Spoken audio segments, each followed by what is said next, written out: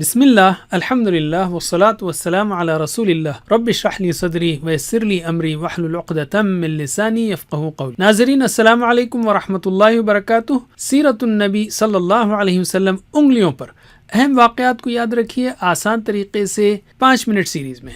سبق نمبر 8 جس میں ہم لیں گے 7واں، 8واں اور 9واں سال مکی دور کا۔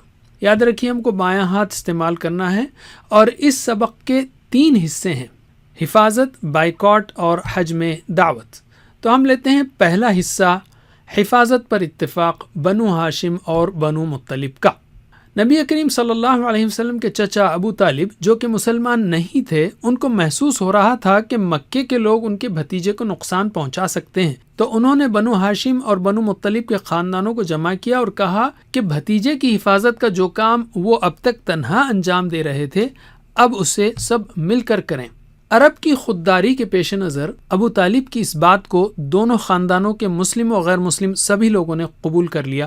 صرف ابو لہب نے اس کام میں ساتھ دینے سے انکار کیا اور اس نے قریش مکہ کا ساتھ دینا پسند کیا، حالانکہ وہ رسول اکرم صلی اللہ علیہ وسلم کا چچا تھا۔ اسباق و عمل، نیکی کے اور دعوت دین کے کاموں میں ایک دوسرے کی مدد کریں، ٹیم بنا کر کام کریں، خاندان کے افراد کو جوڑ کر رکھنے کی کوشش کریں۔ علم، دوسرا حصہ، بائیکاٹ بنو ہاشم اور بنو مطلب کا۔ قریش نے جب دیکھا کہ بنو ہاشم اور بنو مطلب حضرت محمد صلی اللہ علیہ وسلم کی حفاظت کے لیے تیار ہو گئے ہیں، تو وہ سمجھ گئے کہ اگر وہ نبی پاک کو قتل کرنے کی کوشش کریں گے تو خطرناک جنگ چھڑ جائے گی۔ اس لیے قتل کا منصوبہ چھوڑ کر انہوں نے بائیکاٹ کا ظالمانہ معاہدہ بنایا، اور وہ معاہدہ یہ تھا کہ مکے کے مشرک لوگ بنو ہاشم و بنو مطلب والوں سے نہ شادی بیاہ کریں گے، نہ کوئی خرید و فروخت کی جائے گی، نہ ان سے میل جول رکھیں گے اور نہ ان سے بات چیت کریں گے، نہ ہی کوئی رعایت کی جائے گی اور نہ ہی صلح کی جائے گی، اور یہ بائیکاٹ اس وقت تک جاری رکھا جائے گا جب تک کہ رسول صلی اللہ علیہ وسلم کو ان کے حوالے نہ کر دیا جائے۔ 1 محرم سن 7 نبوی میں یہ تحریر لکھی گئی اور اسے کعبے کی چھت سے لٹکا دیا گیا۔ ابو طالب بنو ہاشم اور بنو مطلب کو ساتھ لے کر شعب ابی طالب نامی گھاٹی میں مقیم ہو گئے۔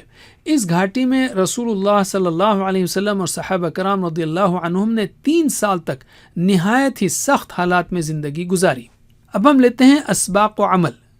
دین کا ساتھ دینے کے لیے مختلف لوگوں کو تیار کیجیے۔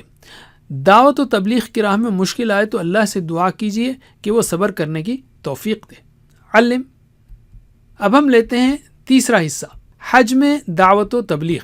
اس 3 سالہ بائیکاٹ نے بھی رسول اللہ صلی اللہ علیہ وسلم اور صحابہ کرام کے دینی جذبے کو کم نہ کیا۔ لوگ حج کے لیے عرب کے کئی مقامات سے آتے تھے تو نبی کریم اور صحابہ کرام ان لوگوں کے پاس جاتے اور ان کو اسلام کی دعوت دیتے۔ اکثر قبیلوں کا جواب انکار کا ہوتا تھا۔ اسباق و عمل، پیارے نبی صلی اللہ علیہ وسلم نے مشکل ترین حالات میں بھی دعوت کا کام جاری رکھا۔ انسان کے اختیار میں دین کی دعوت دینا ہے، ہدایت تو بس اللہ ہی دیتا ہے۔ تو دعوت دین کے مواقع تلاش کیجیے اور نئے اور بہتر طریقوں سے دعوت پیش کیجیے، چاہے وہ آمنے سامنے ہو یا سوشل میڈیا کے ذریعے ہو۔ ہر ہفتہ اس کے لیے کچھ وقت اور پیسہ نکالیے۔ علم، اب ہم لیتے ہیں قرآن کو۔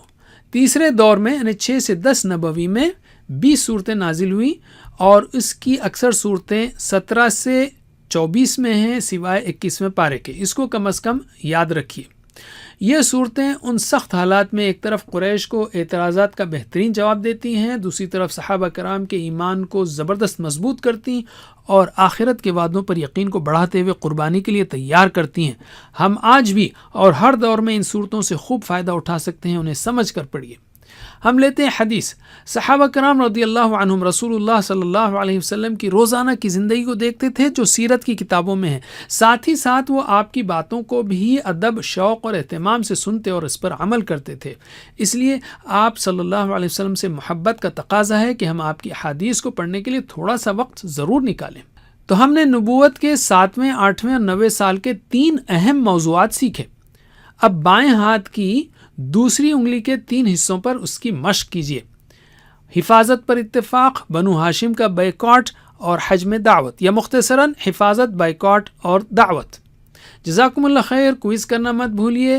اللہ تعالی ہمیں سیرت النبی صلی اللہ علیہ وسلم پڑھنے، پڑھانے، عمل کرنے اور پھیلانے کی توفیق دے۔ والسلام علیکم ورحمۃ اللہ وبرکاتہ۔